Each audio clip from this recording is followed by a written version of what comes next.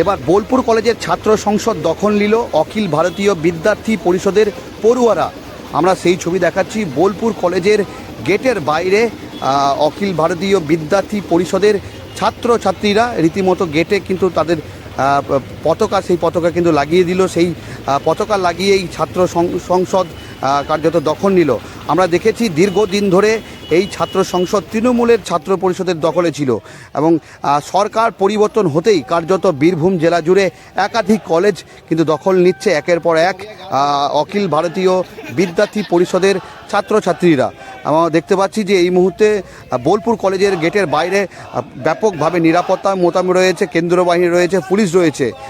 আমরা দেখতে পাচ্ছি মিছিল করে এই মুহূর্তে সৌরিশ মুখার্জি তিনি রয়েছেন এবং অন্যদিকে দেখতে পাচ্ছি অখিল ভারতীয় বিদ্যার্থী পরিষদের ছাত্র নেতা অনিরুদ্ধ সরকার, প্রিয়নাথ ঘোষ ছাত্র নেতারা রয়েছে এই মুহূর্তে এবং রীতিমতো দেখতে পাচ্ছি যে মিছিল করে কিন্তু কলেজে ঢুকলো এবং এই যে তৃণমূলের এতদিন ধরে দখলে থাকা ছাত্র সংসদ, সেই ছাত্র সংসদ এবার দখলে নিল অখিল ভারতীয় বিদ্যার্থী পরিষদের পড়ুয়ারা এবং দেখতে পাচ্ছি রীতিমতো স্লোগান চলছে কলেজের ভিতরে। এবং এর আগে দেখেছি বীরভূম জেলার একাধিক কলেজ, নানুরের খুজিটিপাড়া কলেজ, অন্যদিকে লাভপুর কলেজ, ইলামবাজার কলেজ, একাধিক কলেজের যে ছাত্র সংসদ, সেই ছাত্র সংসদ আগেই দখল নিয়েছে এই ছাত্র সংগঠন। এবার কিন্তু বোলপুর কলেজ, এই বোলপুর কলেজও কিন্তু রীতিমতো সেই কলেজ দখল, ছাত্র সংসদের সংসদ যে সেটাই দখল নিল এবং আমরা সরাসরি কথা বলবো, ছাত্র নেতারা কি বলছেন সেইগুলো শোনানোর চেষ্টা করব। যেটা মূল বিষয় ছিল বিদ্যার্থী পরিষদের কলেজের যে প্রিন্সিপাল স্যারের সঙ্গে ভিজিট করা, তার সঙ্গে সৌজন্য সাক্ষাৎকার এবং সাথে সাথে যে আমাদের বোলপুর কলেজ, সেই বোলপুর কলেজে আমাদের সাধারণ ছাত্রছাত্রী, বোলপুর কলেজে যারা সাধারণ ছাত্রছাত্রী আগ্রহ করেছিল বিদ্যার্থী পরিষদকে আসার জন্য, বিদ্যার্থী পরিষদের সেই সংগঠনের ছাত্রছাত্রীরা তারা আজকে বোলপুর কলেজে এসেছে এবং আমাদের কিছু ফ্ল্যাগ ফেস্টুন আছে সেগুলো বাঁধা হলো। এরপর রবীন্দ্রনাথের মূর্তিতে মাল্যদান করে প্রিন্সিপাল স্যারের সঙ্গে দেখা করে আমাদের একটা সৌজন্য সাক্ষাৎকার করে আমাদের আজকে কার্যক্রম শেষ হবে। আগামীতে এই বোলপুর কলেজের ভেতরে যে সমস্ত দাদা কাকারা কলেজ চালাতো তাদেরকে ক্যাম্পাসের 100 মিটারের বাইরে রাখা। দ্বিতীয় বিষয় হচ্ছে কলেজের ভেতরে নারী সুরক্ষা।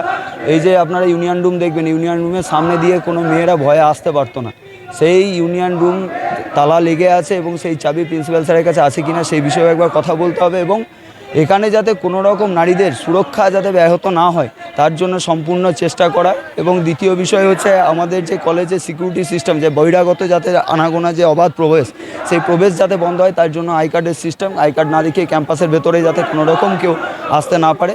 এই মানে প্রাইমারিলি আমাদের এই 2-3টে বিষয় আছে এবং বাকি বিষয় প্রিন্সিপাল স্যারের সঙ্গে আরও কিছু এজেন্ডা আছে, সেগুলো নিয়ে প্রিন্সিপাল স্যারের সঙ্গে আলোচনা করে বাকি বিষয় রাখা হবে। তবে দাদু কাকুদের কথা বলেন, এরা কি আর অবাধ প্রবেশ করতে পারবে না? অবশ্যই বিদ্যার্থী পরিষদের যে কলেজ চালানোর স্টাইল গোটা ভারতবর্ষ জুড়ে আপনারা দেখেছেন, সেখানে ক্যাম্পাসের ভেতরে ক্যাম্পাসের সাধারণ ছাত্রছাত্রীরাই ক্যাম্পাস চালাবে, সেখানে কোনো বহিরাগত এসে ক্যাম্পাস চালাবে না। আর যদি এটাতে কেউ কলেজের সঙ্গে যুক্ত থাকে এই পরিকল্পনাতে, তাদেরকেও আগামী দিনে বিদ্যার্থী পরিষদ দেখবে।